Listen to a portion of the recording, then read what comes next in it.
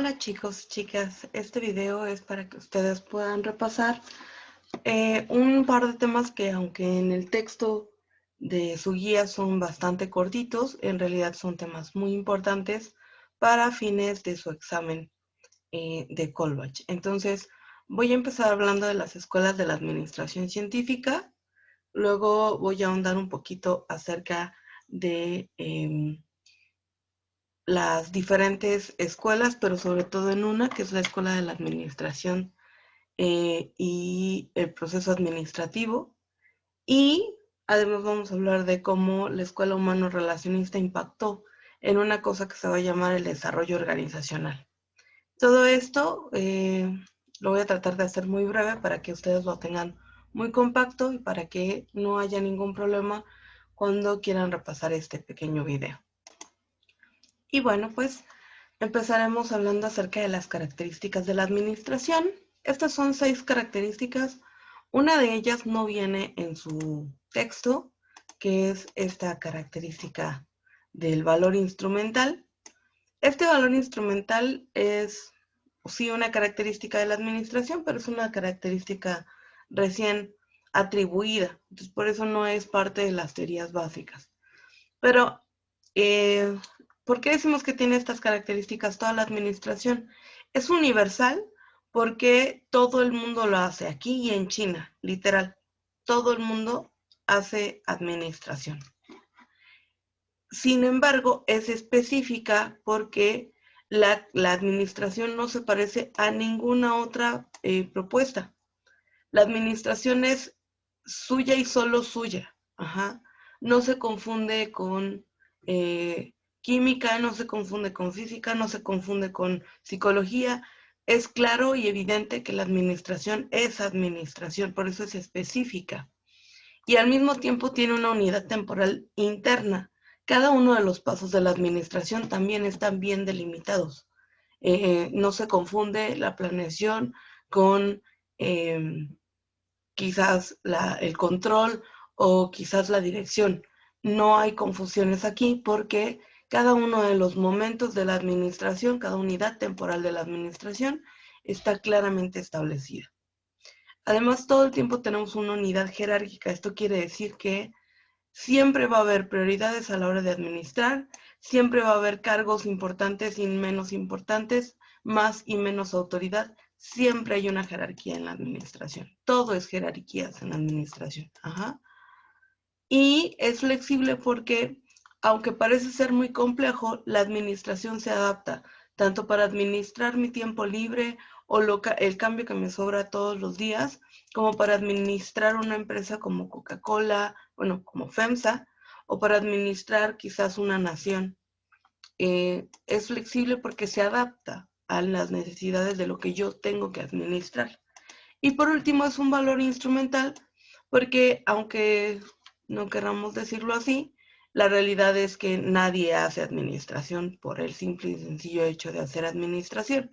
En realidad lo que sabemos es que pues la gente administra por otra razón. La administración solo es una herramienta. Por eso es un valor instrumental, porque la administración se usa, mas nunca es el objetivo. Nadie administra solo por administrar. ¿Va?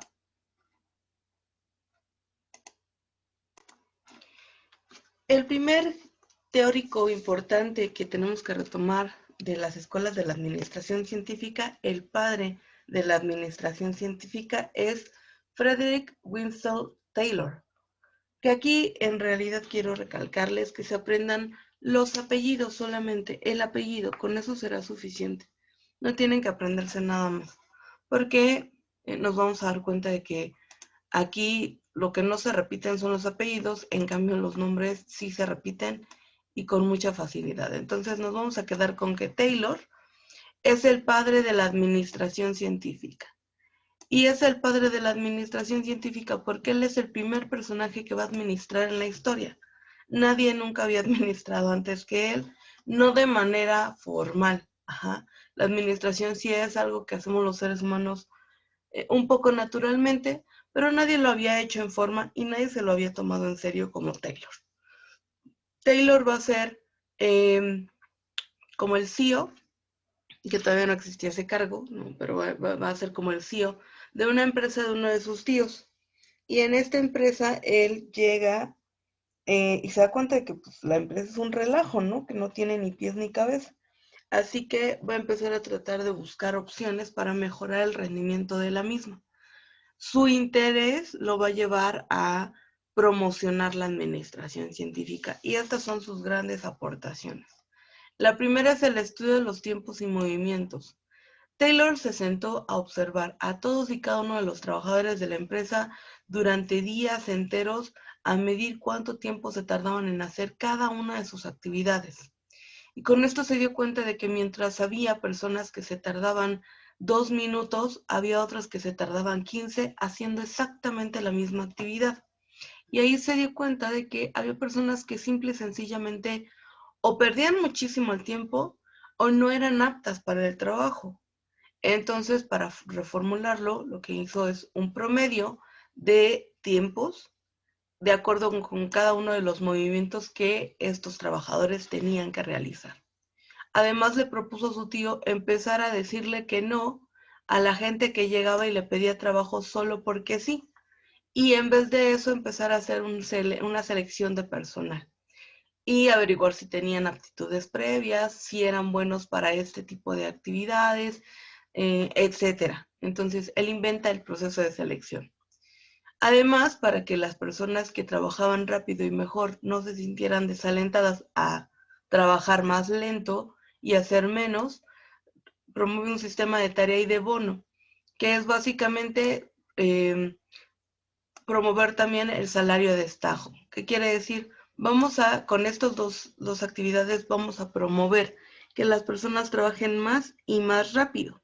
Por ejemplo, en el sistema de tarea y bono, yo te voy a dar una cierta cantidad de actividades y cuando tú llegues a la meta, te voy a dar un bono extra de actividades.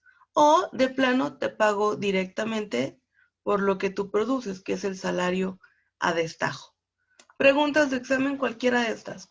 ¿Quién propuso el estudio de tiempos y movimientos? ¿Quién propuso la selección científica? ¿Quién inventa el sistema de tarea y bono? ¿Quién inventa el salario de destajo? ¿O quién es el padre de la administración científica? Que es la escuela más importante. Porque además de Taylor, va a haber otros que van a ser sus estudiantes, sus seguidores, y van a promover también la Escuela de la Administración Científica, pero ya no son los fundadores. Los siguientes que también estuvieron participando en la Escuela de la Administración Científica son Frank y Lilia Gilbreth. Frank y Lilia son estudiantes, son seguidores del trabajo de Taylor, y los Gilbreth van a promover una mejoría sobre este mismo estudio de tiempos y movimientos que hizo Taylor, pero ellos van a hacer el estudio de micromovimientos, a los que les van a llamar los 17 Terblick. Si se les olvida, Terblick es Gilbreth al revés, es su apellido al revés. Este estudio de micromovimientos es un estudio en el que vamos a ver cómo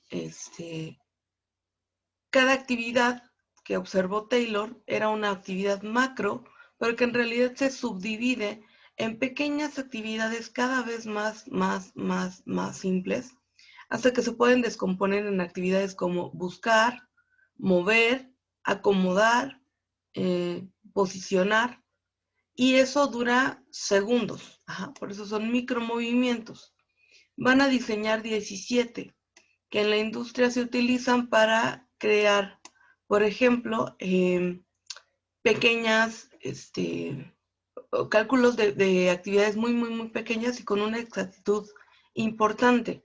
Y es gracias a este cálculo de micromovimientos y al promedio que se saca de estos micromovimientos que se van a desarrollar después los ensamblajes para Ford, por ejemplo, o las producciones en línea. También se va a crear la teoría de colas, y otras tantas que no serían posibles, no sería posible la manufactura en línea si no fuera por el estudio de micromovimientos, porque las máquinas no sabríamos cuánto tiempo exactamente necesitamos para que cada uno haga su tarea, ¿no?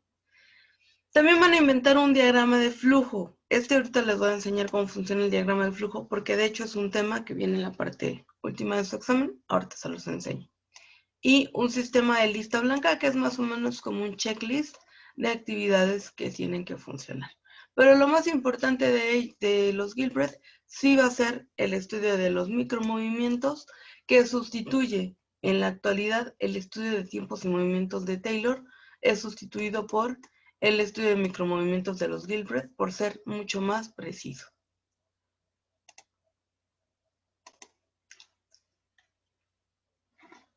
Como les decía, en su libro viene en la página 378 y 79 esto del diagrama de flujo, que es básicamente lo que los Gilbreth proponen, ¿no? Era muy básico el de ellos, ahora, gracias a la informática, este tipo de diagramas se han ido especificando, especializando y creciendo muchísimo más porque se utilizan mucho, mucho, mucho para la programación. Pero siguen manteniendo como los elementos más básicos. Por ejemplo, en su página 378-79 vienen marcados algunos de los símbolos que les podrían preguntar en el examen. Esto es lo que les pueden preguntar en el examen. ¿Qué simboliza cada uno de estos elementos? Por ejemplo, el de inicio o fin, el de actividad. Con este se inicia un diagrama de flujo. El de actividad marca algo que se tiene que hacer, un documento cuando se requiere alguno, una decisión que me va a mandar a dos o más opciones, un archivo que entra o que sale, un conector de página, porque antes se hacían a mano y entonces ocupaban más de una hoja y se conectaban entre páginas, pero también se conectaban internamente, entonces este círculo es un conector y no pueden faltar las flechas de flujo, que son las que nos indican cómo debemos leerlo. Ustedes seguramente conocen bien los diagramas de flujo porque ya son muy comunes para nosotros observarlos, ¿no? Incluso se hacen memes con diagramas de flujo. Este es un pequeño diagrama de flujo sobre cómo hacer un correo de Outlook y entonces nos marca el inicio y el fin de la actividad con la forma, la figura que habíamos indicado, que es un tipo de óvalo. Nos habla de las actividades también con el rectángulo que habíamos dicho que es para las actividades. Y las decisiones están marcadas con rombos. Decisiones como si estás registrado, entonces esto, y si no, entonces haz aquello, etc, etc, etc. Las flechas me indican cómo debo de ir siguiendo la dirección en caso de avanzar hacia ese lado. Y al final, lo que tengo que, o donde voy a terminar es si pude o no pude abrir mi correo de Outlook.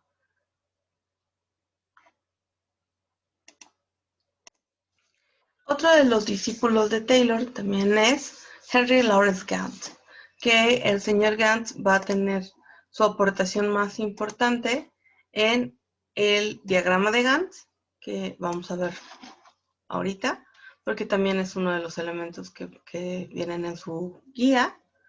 Y también mejora el sistema de tarea de bono que el propio Taylor ya había realizado y además genera tiempos promedio estándar. Pero su mayor aportación definitivamente va a ser el diagrama de Gantz.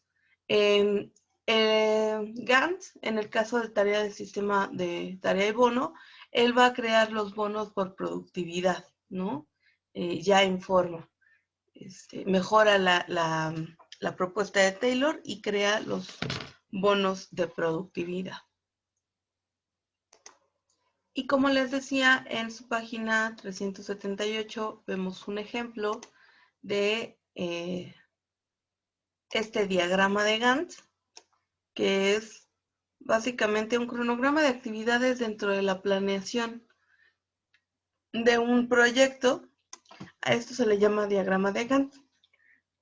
Lo bueno o lo benéfico del diagrama de Gantt es que nos permite ver qué actividades se pueden realizar en paralelo, es decir, que no tengo que esperarme a que una inicie y que otra termine para no desaprovechar el tiempo y cuáles actividades sí de plano no puedo empezar hasta que no terminen otras. Por ejemplo, la constitución de una empresa y la ejecución de las inversiones.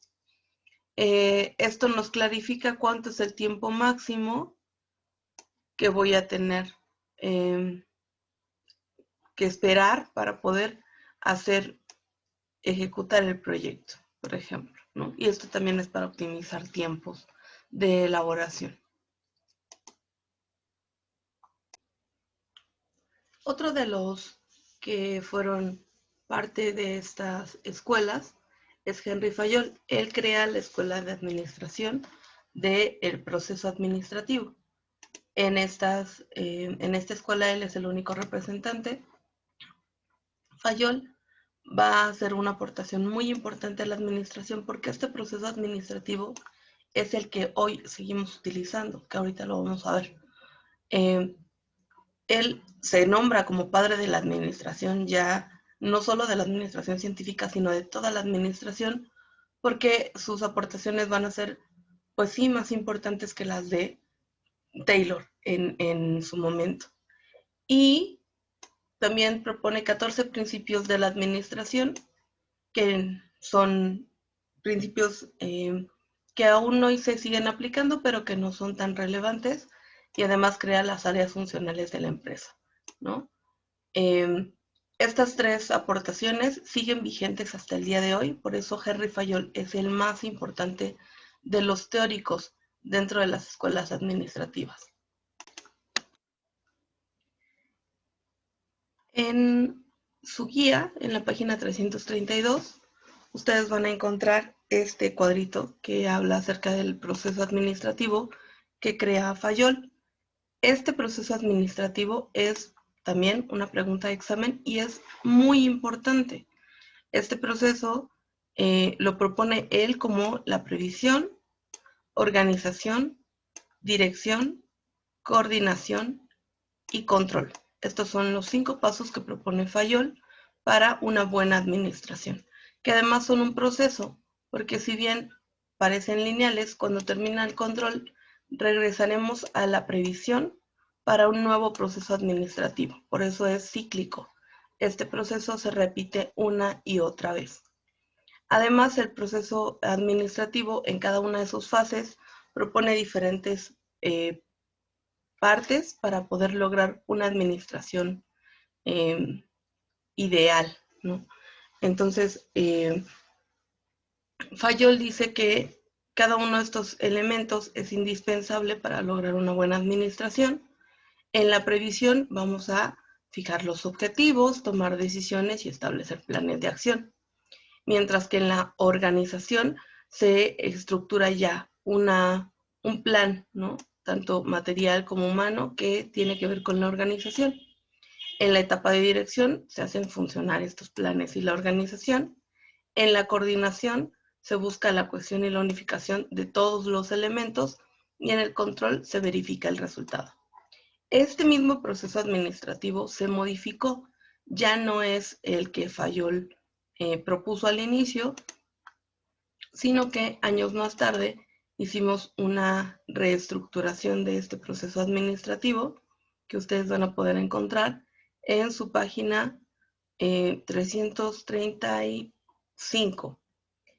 Esta parte del proceso administrativo se subdividió en 2 áreas. Una, la fase mecánica, y 2, la fase dinámica. Y ya solamente quedaron 4 etapas: la planeación, la organización, la dirección y el control. Y la previsión se integró dentro de la propia planeación. Esa es la modificación que le hicieron al proceso administrativo original de Fayol. Sin embargo, sigue siendo básicamente la misma estructura. En la planeación se responden estas preguntas: ¿qué hacer? ¿Cuándo hacerlo? ¿Cómo lo vamos a hacer? ¿Dónde? ¿Y con qué? Es toda la idea del proyecto, plan o lo que tengamos que hacer para administrar. Mientras que en la organización se van a atribuir las responsabilidades. Voy a definir quién va a hacer qué. Y aquí se establecen, por ejemplo, las jerarquías, funciones y obligaciones de cada uno de estos participantes. Sin embargo, se llama fase mecánica porque en esta parte todavía no se lleva a cabo ningún proceso, solo son ideas, mientras que en la fase dinámica es cuando ponemos a correr el plan de acción. Aquí, en la dirección, es ver que se haga. Nosotros vamos a estar controlando que cada una de las personas que dijimos en la organización que iban a hacer ciertas cosas, realmente las hagan.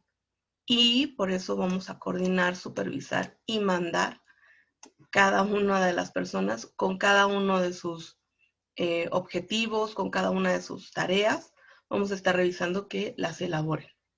Y el control, que es la evaluación de este proyecto. Una vez que cada una de estas actividades se hace, vamos a verificar cómo se hizo y qué podemos mejorar. Aquí en el control entra la parte de la evaluación, que puede ser tanto una evaluación que se realice durante el proceso como una evaluación que se realice al final del proceso. Un buen ejemplo es planear, por ejemplo, su examen.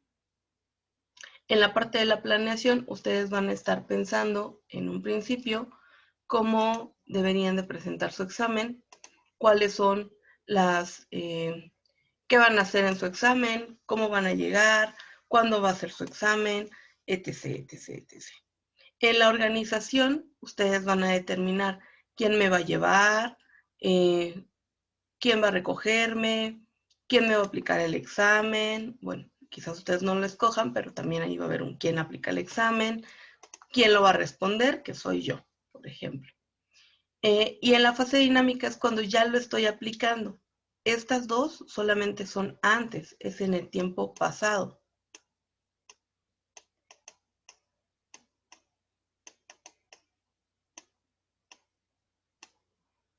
En cambio, estas son en tiempo presente, porque son cuando se están realizando. La fase dinámica es cuando se realiza. Y en el caso del control es pues ya evaluar qué tan bien o qué tan mal me fue al salir del examen o al obtener las calificaciones. Este proceso, estas etapas del proceso administrativo, se las van a preguntar con ejemplos. Así que tengan cuidado de identificar en qué momento solamente son ideas, por ejemplo en la planeación, en qué momento son ideas de quién va a hacer qué en la organización, o cuando ya se está llevando a cabo, que es la dirección, o cuando ya se llevó a cabo, que sería el control del proyecto. Otra de las escuelas de la administración es la escuela estructuralista, fundada por Max Weber. Max Weber es un sociólogo, sus representantes son sociólogos todos, y van a estudiar principalmente la relación entre la sociología y la administración. Ellos crean una teoría burocrática, que es la teoría de cómo estas unidades de la administración, que son las organizaciones, aplican una serie de dinámicas que se reflejan en la sociedad y que reflejan los procesos sociales.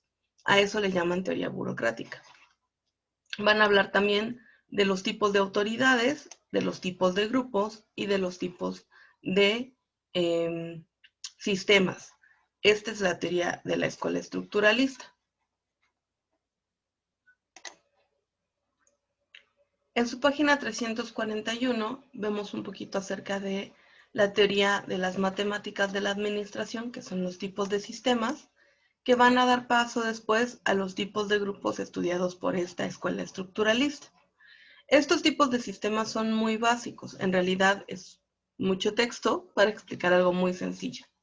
Los sistemas se pueden dividir, por ejemplo, en si hay determinación o no en sus capacidades. Por ejemplo, un sistema determinístico es aquel sistema en donde las cosas ya están dadas y no cambian. Por ejemplo, el sistema solar. Yo sé que el sol está allí y no cambia. En cambio, un sistema probabilístico es algo que sí tiene cambios. Por ejemplo, en las personas hay una incertidumbre de cómo van a actuar. Yo puedo hacer una interpretación de sus acciones y a partir de ello proporcionar una visión a futuro, pero esta visión a futuro es incierta. Yo no puedo determinar qué es lo que van a hacer cada una de las personas dentro de una institución. En cambio, yo sí puedo determinar cómo funciona el sistema solar, por eso este es un sistema determinístico. También podemos dividir a los sistemas en un sistema que es supra o un subsistema, es decir, un suprasistema es aquel que contiene dentro de sí a varios sistemas.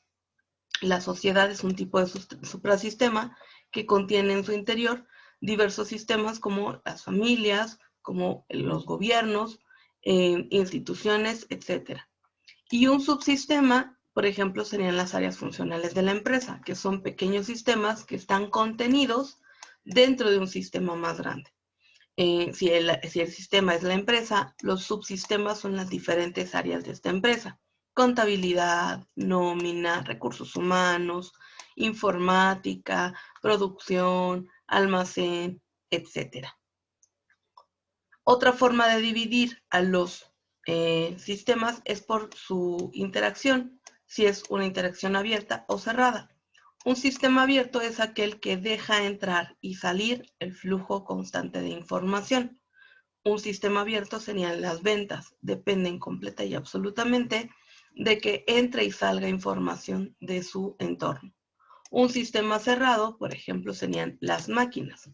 Una máquina no está diseñada para que todo el mundo le meta mano y la modifique. El objetivo de una máquina es que se mantenga cerrado y solo en caso de fallar, entonces sí, tendrían que intervenir en ella. Pero si funciona bien, entonces su sistema es cerrado porque no permite la interacción con el entorno. Por su naturaleza también podemos dividir a los grupos en artificiales o naturales. Los sistemas artificiales son aquellos creados por el hombre, como las máquinas, los teléfonos, computadoras, etc. Y los naturales, aquellos en los que no interviene el hombre, por ejemplo, las personas, el sistema solar, la naturaleza. Y por último, por su constitución, los sistemas que se dividen en concretos o en sistemas abstractos. Los sistemas concretos son aquellos que puedo tocar, que son tangibles. Ejemplos, las personas, el movimiento de una empresa, una mesa, etc. Y los abstractos son aquellos que no se pueden tocar. Ejemplo también está los planes, las ideas, el software de una computadora, etc. Con estos tipos de sistemas y subsistemas, Max Weber y la escuela estructuralista propusieron que existía, por ejemplo, diferentes tipos de grupos, grupos que se formaban de manera natural, grupos que eran formales y grupos informales. Los grupos formales son aquellos grupos que están institucionalizados, es decir, alguien los formó premeditadamente. Los grupos informales son aquellos que se forman de manera natural y que nadie tiene una autoridad para establecerlos. Un grupo formal sería su grupo de estudio en Cubus, porque este grupo lo formó o lo formaron las asesoras conforme fueron inscribiéndose. En cambio, un grupo informal podría ser quizás sus grupos de estudio, que nadie les dijo que los hicieran, pero ustedes decidieron hacerlos por su cuenta. En estos grupos, dicen los estructuralistas, se va a formar tarde o temprano una autoridad, ya sea la autoridad legal, que en este caso podría ser el coordinador o coordinadora de Cubus, porque legalmente tienen la autoridad que representan a la institución. También hay autoridades tradicionales como las figuras que ostentan poder, como papá o un sacerdote, una persona que moralmente tiene mayor mérito, y también las autoridades carismáticas, que estas son las que regularmente nos llaman un poco más la atención, porque su personalidad los dota de un liderazgo nato. Esta autoridad carismática es el líder del grupito, que nos cae muy bien y por eso todo el mundo le hace caso. Otra escuela de la administración es la escuela humano-relacionista. Esta es fundada en un inicio por el señor Elton Mayo. Mayo, siguiendo algunas de las corrientes que estaban en boga en su época, empieza a observar un poco más a los elementos humanos de las empresas y se da cuenta de que la comunicación es un elemento vital dentro de las organizaciones. La comunicación entre los que la integran. Él va a proponer esto de los grupos formales e informales ya como una teoría de la administración, cosa que solamente vieron por encimita los estructuralistas. Elton Mayo lo va a retomar para hablar acerca de cómo estas personalidades de autoría guían a los grupos formales e informales porque tienen unos buenos procesos comunicativos y cómo esa buena comunicación, junto con otros factores, tanto físicos como psicológicos de los seres humanos, van a afectar el desempeño y la productividad dentro de la empresa. Elton Mayo no va a tener en su momento mucha importancia y va a pasar un poco de largo porque en ese momento todavía no es relevante esta teoría. Sin embargo, años más tarde, esta teoría de Elton Mayo va a ser retomada por otros personajes que van a fundar la escuela neohumano-relacionista y este va a ser el boom de lo que conoceremos como el desarrollo organizacional. El primero de ellos es el señor Douglas MacGregor. MacGregor es un tipo que va a estudiar a las instituciones desde el enfoque de las relaciones humanas y va a proponer dos teorías, la teoría X y la teoría Y. La teoría X es una teoría que va a venir a revolucionar el mundo porque en la teoría X básicamente lo que MacGregor descubre es que las personas no quieren trabajar. Los empleados de una empresa no están allí por un deseo genuino de trabajo, sino por un salario, y entonces por un salario y por los beneficios que da el trabajo. Pero si no tuvieran una necesidad, probablemente no estarían trabajando. Esto parece muy evidente, pero cuando lo propone en la teoría X y lo estructura, lo que van a darse cuenta las empresas es que necesitan hacer otras cosas para hacer que los empleados tengan se incentiven a trabajar. Luego vendrá a complementarlo con la teoría Y. En la teoría Y, MacGregor dice, no te preocupes, no importa lo que hagas, pase lo que pase, tus empleados van a encontrar la forma de trabajar menos. Porque como ellos no quieren trabajar, de acuerdo con la teoría X, la teoría Y dice que aunque tú implementes una serie de técnicas, les pagues más, etc., etc., pongas cámaras de vigilancia y demás, los empleados y empleadas tarde o temprano encontrarán la forma de trabajar menos y de producir menos, pero de ganar lo mismo. Por eso propone la administración por objetivos.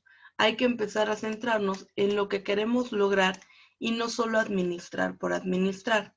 Él es el padre del desarrollo organizacional. Pero alguien que le va a dar la vuelta es su contemporáneo. La teoría X y la teoría Y parecen ser muy pesimistas, pero cuando llega el señor William Oachey, va a cambiar esta visión de los empleados a una un poco más humana. William Oachey es el fundador de lo que conoceremos como la teoría Z. Esta teoría dice que si los empleados no quieren trabajar y van a hacer lo imposible por trabajar menos, no se debe a que por sí solos sean holgazanes, sino a que no quieren y nadie quiere trabajar para el beneficio de un tercero. Entonces, ¿qué propone la teoría Z? Esta postura de ponte la camiseta.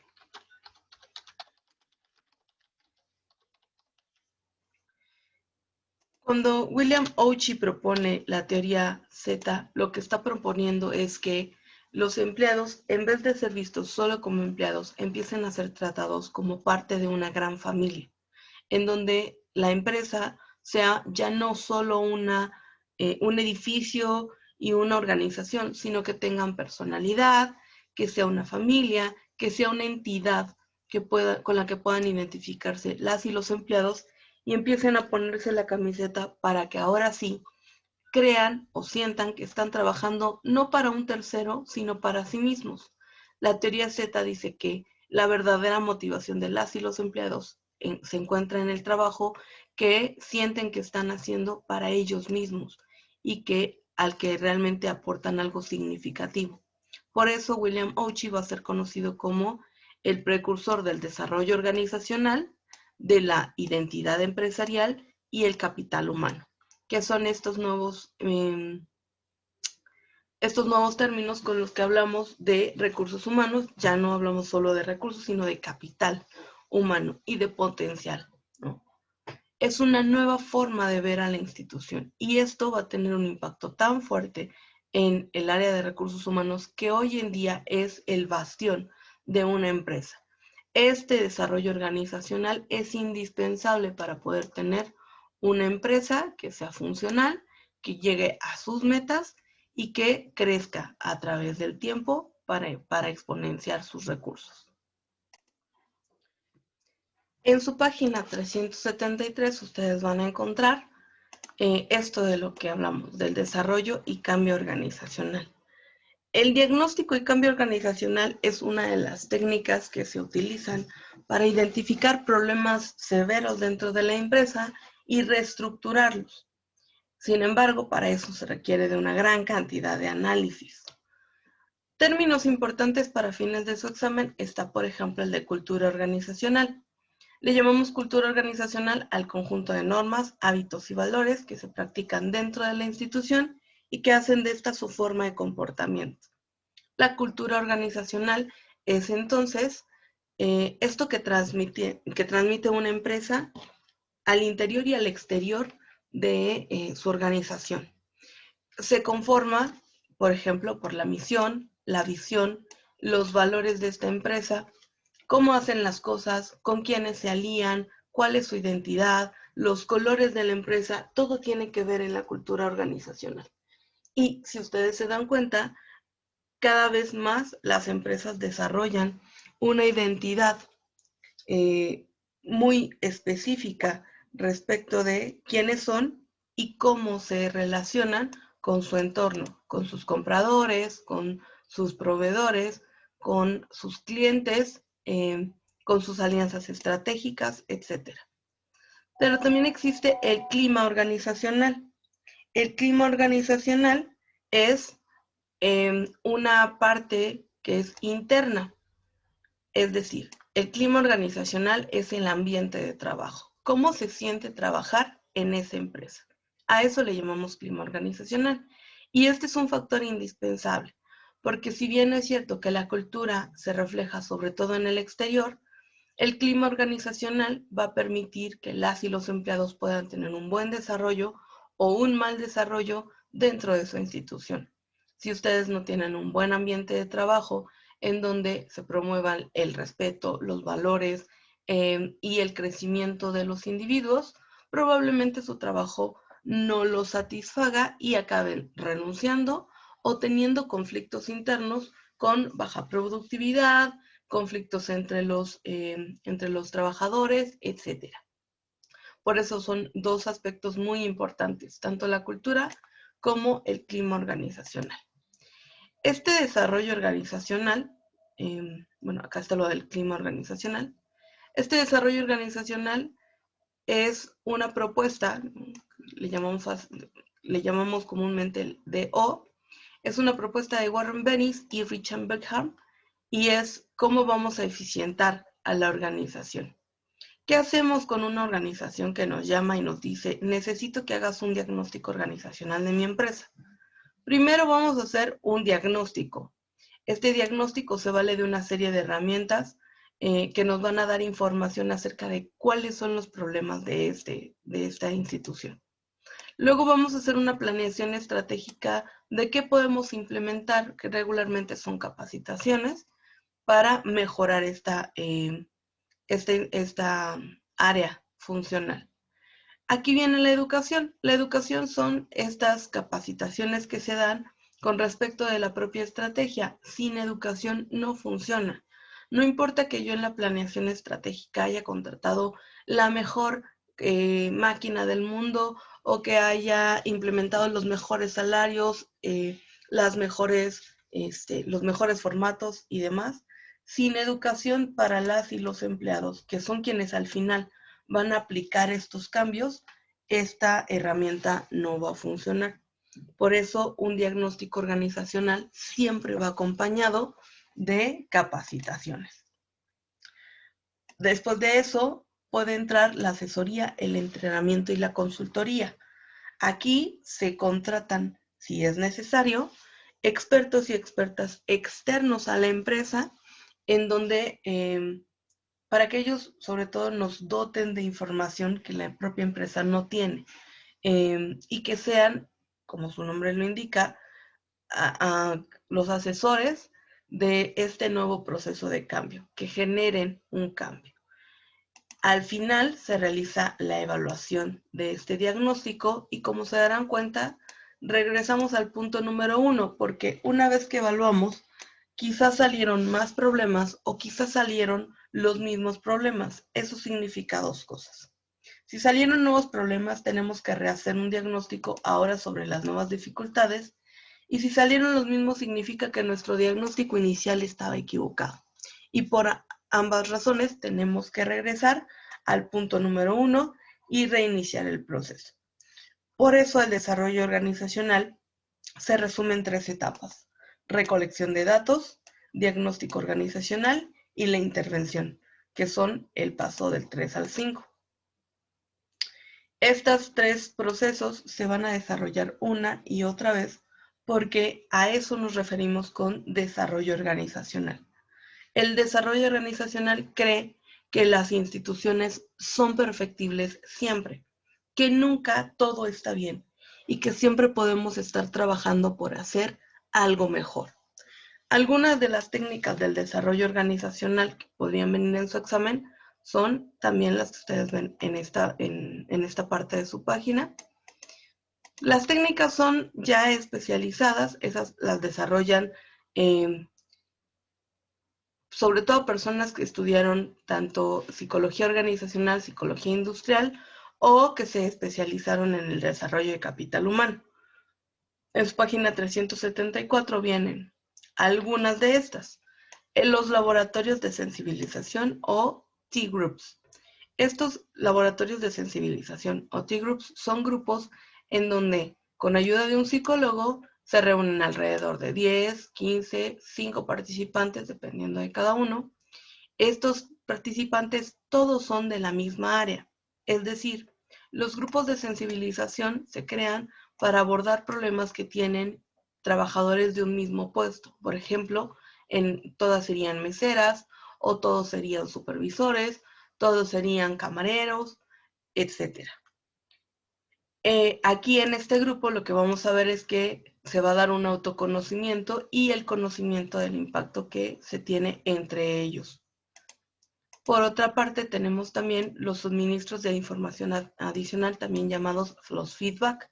Estos feedback sirven para dar información directa y sobre todo para dar información de quien recibe el servicio o de a quien se le proporciona el producto. Es decir, nos van a dar una retroalimentación del servicio o producto que se les está brindando. Por eso es una evaluación vista desde el exterior y sirve para toda la empresa. Podemos hacer un feedback de toda la empresa, de cada una de sus áreas, cada uno de sus productos o servicios. Esto es lo que ustedes encuentran cuando van a un restaurante y la mesera les pide que le rellenen la parte de atrás para evaluar su servicio, o cuando les mandan una encuesta de satisfacción. Eso es un feedback de datos.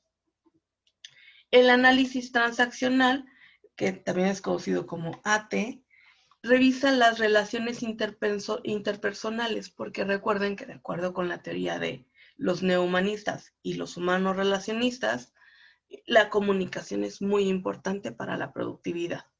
En esta herramienta lo que vamos a evaluar es qué cosas están generando conflictos en la comunicación entre dos individuos.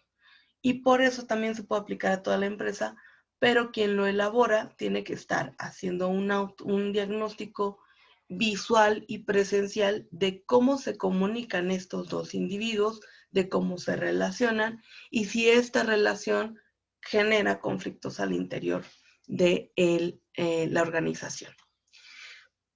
Las reuniones de confrontación son una herramienta que se utiliza poco porque necesitan de una persona especialista que pueda contener. Son relaciones intergrupales, básicamente los encierran en un aula a dos grupos que tienen conflictos. Los jefes con los empleados, el sindicato con los empleados, el sindicato con los patrones, los supervisores con los asesores. Se juntan estos dos grupos que son o que están presentando problemas antagónicos y se les pide que lo resuelvan, ¿no?